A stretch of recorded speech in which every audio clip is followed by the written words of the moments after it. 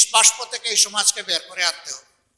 হ্যাঁ, আমরা জানি যারা দুর্নীতিতে লিপ্ত তারা আমাদের সামনে বাদার হিমালয় পর্বত দাঁড় করাই দিবে। আমরা তাদেরকে সুসংবাদ দিচ্ছি, হিমালয়ের মহাপর্বত ইনশাআল্লাহ আল্লাহ তাআলার সাহায্যে জনগণকে সাথে নিয়ে আমরা টপকে যাব ইনশাআল্লাহ। কোনো বাদার হিমালয় পর্বত আমাদের গতি থামাতে পারবে না, আমরা থামবো না ইনশাআল্লাহ।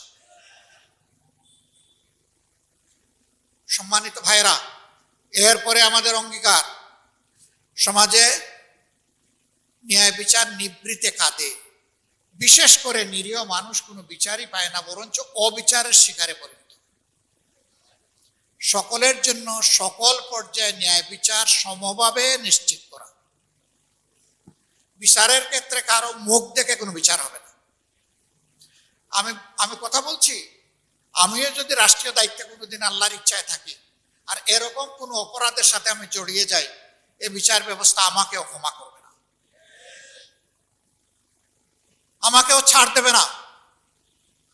দেশের প্রধানমন্ত্রী প্রেসিডেন্টের জন্য একটা আর অন্যদের জন্য আরেকটা, এটা হবে না। বিচার সকলের জন্য সমান হবে ইনশাআল্লাহ।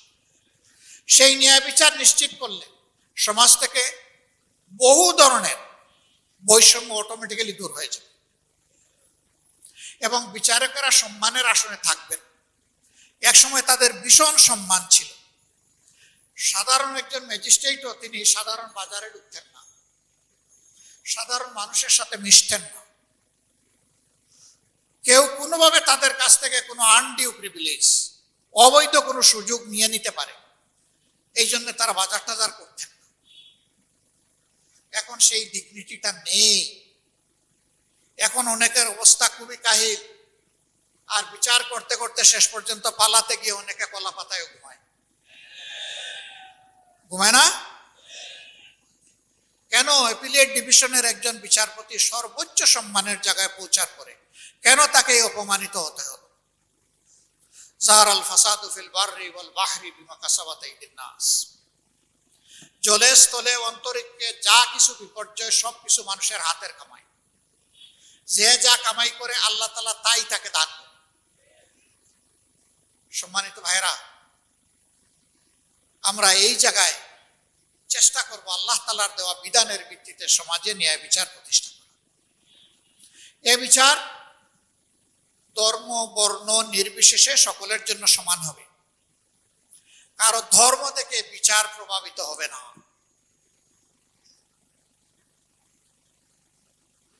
আলী করমুল্লাহ ওয়াজহু, তিনি ইসলামের চতুর্থ খলিফা। যে কোনোভাবেই হোক তার তলোয়ারটি খোয়া গেল, সন্ধান পাওয়া গেল কোনো একজন বেদুইনের দখলে এই তলোয়ার আছে, যিনি মুসলমান নন।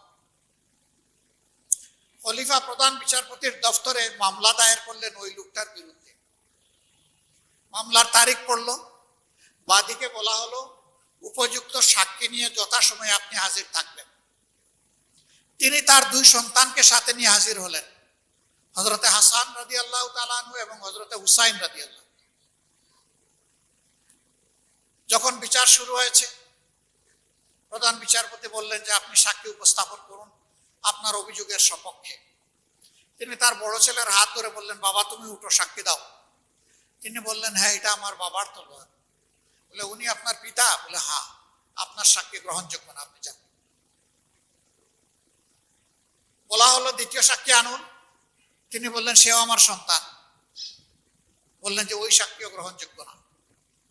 যেহেতু উপযুক্ত সাক্ষী প্রমাণ আপনি দিতে পারেন নাই, এর বাইরে কি কোনো সাক্ষী আছে? যে আমার আর কোনো সাক্ষী নেই, এই তলোয়ার যে আমার, এর বাইরে আমার আর কোনো সাক্ষী নাই। তখন বললেন, যেহেতু আপনি সাক্ষী প্রমাণ দিতে পারলেন না, আপনার অভিযোগ খারিজ করা হবে। এই বিচারে সন্তুষ্ট হয়ে উভয়ে চলে যাচ্ছেন। একজন চলে যাচ্ছেন, বাপ আমি বেঁচে গেলাম। আরেকজন চলে যাচ্ছেন যে ন্যায় বিচার প্রতিষ্ঠিত হল। প্রধান বিচারপতি আমার মুখ দেখে বিচার করেন। তিনি নিশ্চিত হলেন যে এই রাজ্যে অবিচার হবে না, এই জন্য তিনি সন্তুষ্ট। ওই বেদুনের মনে হঠাৎ করে ঢেউ জাগলো। সে দৌড়াইয়া এসে আবার বলল, মাননীয় প্রধান বিচারপতি, আপনি কি অভিযোগকারীকে আবার একটু ডাকবেন? কেন? বলে, আমার একটু কথা আছে, আমি একটু সারেন্ডার করতে চাই। বললেন তুমি কি বলবে বলো। সে বলবো যে আমি প্রভুর নামে সাক্ষী দিয়ে বলছি এই তলোয়ারটা আমার নয়, এটা খলিফার তলোয়ার। আমি এই তলোয়ার এনে দিচ্ছি, এই তলোয়ারটা উনার হাতে দেন। তলোয়ার যত জায়গায় আসলো, প্রধান বিচারপতি এটা খলিফাকে দিলেন। খলিফাকে দেওয়ার পরে তিনি বললেন যে অভিযুক্ত ব্যক্তিটি সত্যের সপক্ষে দাঁড়ানোর কারণে আজকে আমি তাকে এটা উপহার দিলাম। আগে সে চুরি করেছিল, এবার তিনি উপহার দিলেন, কারণ সে সত্য কথা বলেছে, সত্য স্বীকার করে নিয়েছে।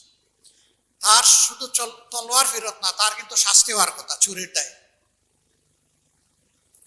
This is the beauty of Islamic jurisprudence. ইসলামের বিচার ব্যবস্থার এটাই হচ্ছে সৌন্দর্য। কাউকে খাতির করবে না, এখানে খলিফাকেও খাতির করবে। খলিফা বলতে পারতেন কেন আমি এই রাষ্ট্রের খলিফা, আমাকে বিশ্বাস করেন না? না, এটা বলার তার কোনো অধিকার নেই। তাকে ইসলামের সাক্ষ্য আইন মানতে হয়েছে। আমরা সেই ন্যায় বিচারটা এই দেশে দেখতে চাই। আপনারা কেউ দেখতে চান? এটা তো দুর্বল ইনশাআল্লাহ হলো, আপনারাও দেখতে চান? মাশাআল্লাহ, তার মানে সবাই চাই। ন্যায় বিচার কে না চায়? সবাই চায়। আমাদের তৃতীয় প্রায়োরিটি হচ্ছে আমাদের সমস্ত অর্থ ব্যবস্থা ধ্বংস হয়ে গেছে। ব্যাংক, বিমা, কর্পোরেশন সেক্টর, ইন্ডাস্ট্রি সব লুট হয়ে গেছে, উজাড় হয়ে গেছে। আমরা জনগণের সম্পদ জনগণের কাছে ফিরায় আনার লড়াই করবো ইনশাআল্লাহ। কতটুকু পারবো জানি না, কিন্তু লড়াই আমরা করব। 2 নম্বর, ভবিষ্যতে আর কোনো দুর্বৃত্ত জনগণের সম্পদে যাতে হাত না দিতে পারে তার ব্যবস্থা করা হবে এবং দুর্নীতির জড় কেটে দেওয়া হবে ইনশাআল্লাহ। সম্মানিত বন্ধুগণ, এরপরেই আমাদের অবস্থান হচ্ছে বিভিন্ন দেশের সাথে আমাদের সম্পর্ক। আমাদের কথা সাফ, একেবারেই সাফ, যে আমরা সকল দেশের সাথে, সভ্য দেশের সাথে বন্ধুত্বপূর্ণ সম্পর্ক রক্ষা করব, কিন্তু কারোই প্রভুত্ব আমরা মেনে নেব না। একটা স্বাধীন দেশ যেভাবে তার স্বাধীন পররাষ্ট্রনীতি থাকার কথা, ইনশাআল্লাহ সেই স্বাধীন পররাষ্ট্রনীতি আমরা গড়ে তুলব ইনশাআল্লাহ। ব্যবসা বাণিজ্যে, চাকরি বাকরিতে আমাদের বোনদের অংশগ্রহণ কেমনে হবে? এখন যেভাবে হচ্ছে তার চাইতে আরো ভালো হবে ইনশাআল্লাহ। তার চাইতে ভালোর মানে কি? তার চাইতে ভালোর মানে হচ্ছে যে সমস্ত পেশায় দায়িত্বে তারা নিয়োজিত আছে সেই জায়গায় তাদেরকে সম্মান দেওয়া হবে এবং তাদের পূর্ণ নিরাপত্তা নিশ্চিত করা হবে।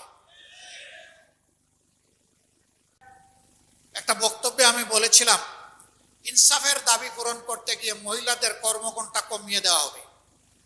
অনেকে এটার ভুল ব্যাখ্যা করেছে। একটা মিটিংয়ে সব কিছু বলা যায় না। চিন্তা ভাবনা না করে এই কথা তো আমরা বলি নাই, আমরা চিন্তা করেই বলেছি। কেন? একজন মহিলা, তিনি একজন শুধু মহিলা না, শুধু একজন কর্মজীবী না, তিনি একজন মা। সভ্যতার তিনি কেন্দ্রবিন্দু। একজন মহিলা ঠিক তো পরিবার ঠিক, পরিবার ঠিক তো রাষ্ট্র ঠিক। এই মহিলারা তারা তাদের উদরে সন্তান ধারণ করেন, গর্ভের সন্তান জন্মগ্রহণ করার পরে তাকে লালন পালন করেন বুকের দুধ দিয়ে, স্নেহ ভালোবাসায় তাকে শিক্ষা দিয়ে মানুষ করেন। তারা পরিবারের সব কিছুকে সামলান। এই দায়িত্ব পুরুষদের নাই এবং চাইলেও এটা পারবে না। এই আমেরিকায় অন্য আরেক জায়গায় একজন প্রশ্ন করেছেন, এক ভদ্রলোক, যে এটাকে বৈষম্য হলো না, যে ওনারা করবে 5 ঘন্টা, আমরা করবো 8 ঘন্টা। তাহলে অবশ্যই বৈষম্য। দেখে আর কোনো বৈষম্য আছে কিনা। আচ্ছা, আগামী 1 বছরের ভিতরে পুরুষদের মধ্যে যারা পেটে বাচ্চা নিবেন তারা একটু হাত তুলে। এখন থেকে সবাই মিটমিট করে হাসে আর মাথা নিচের দিকে দেয়। এটা কিভাবে সম্ভব? আচ্ছা, এটা পারবেন না, বুঝলাম, এটা অনেক অসম্ভব জিনিস। আচ্ছা ঠিক আছে, এটা পারলেন না। আপনার স্ত্রী যে বাচ্চাটা জন্ম দিবেন সেই বাচ্চাটাকে বুকের দুধ যারা খাওয়াবেন, নিজের বুকের দুধ, তারা একটু হাত তুলে। এবারও হাসে, বলে যে এটাও তো সম্ভব না। আমি বললাম যে তাইলে কি এটা বৈষম্য না? একজন 2 দায়িত্ব, মহান গুরু দায়িত্ব পালন করলো, আপনি কিছুই করলেন না, এটা তো বৈষম্য রে ভাই। এই বৈষম্যের কম্পেনসেশন হবে তাদের কর্মঘণ্টা কমিয়ে দেওয়া।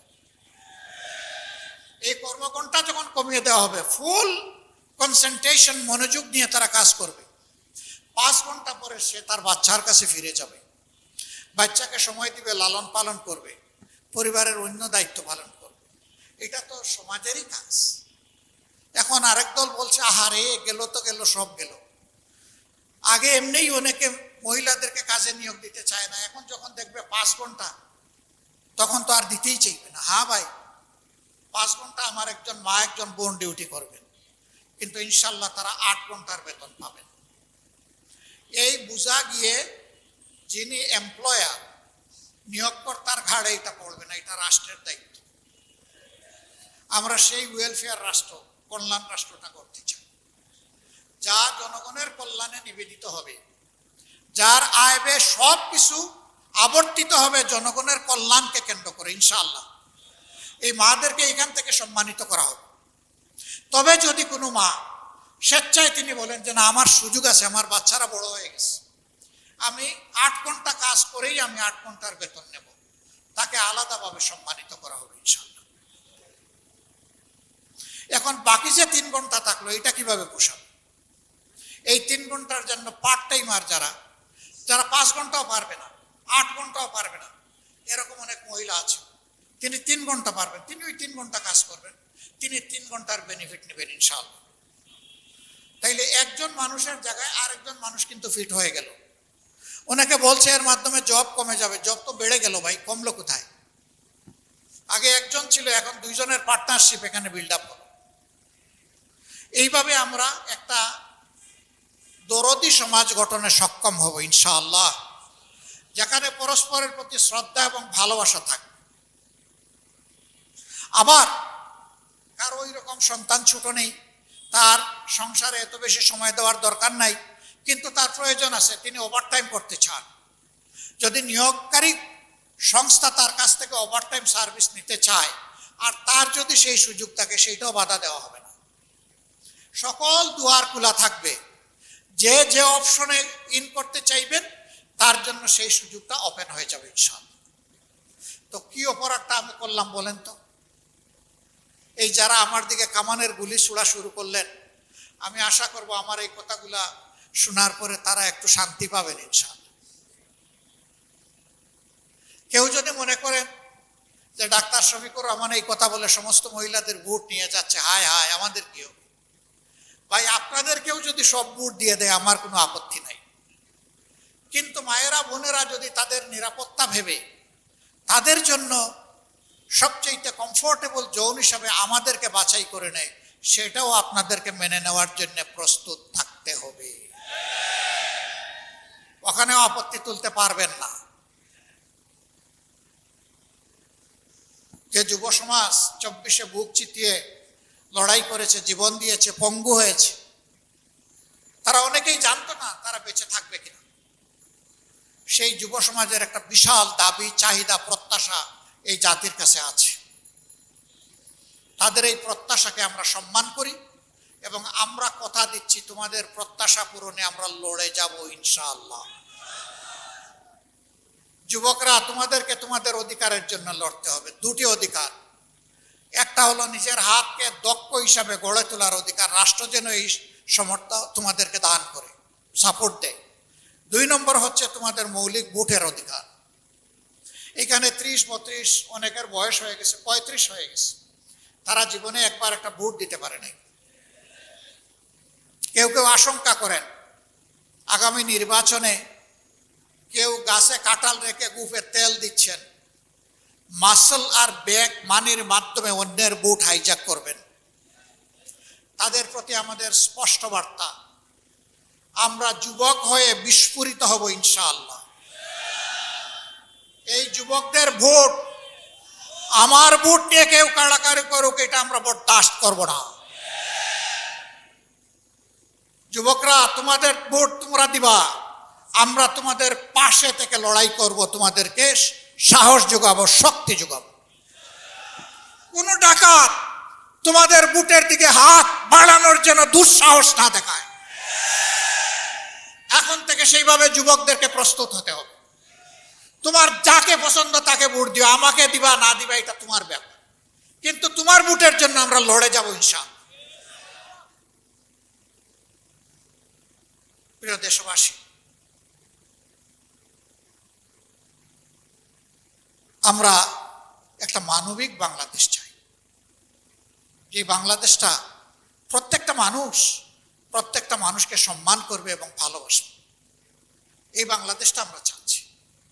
আমরা একটা ক্ষতবিক্ষত একটা মজলুম দল হিসাবে ভাই আমরা পারতাম 5 তারিখের পরে কিছু উল্টাপাল্টা কাজ করে, হ্যাঁ উল্টাপাল্টা কাজ করে হয়তো মানুষের কাছ থেকে বার পেয়েও যেতে পারি, কিন্তু আল্লাহর দফতর থেকে কে আমাদেরকে বাঁচাবে?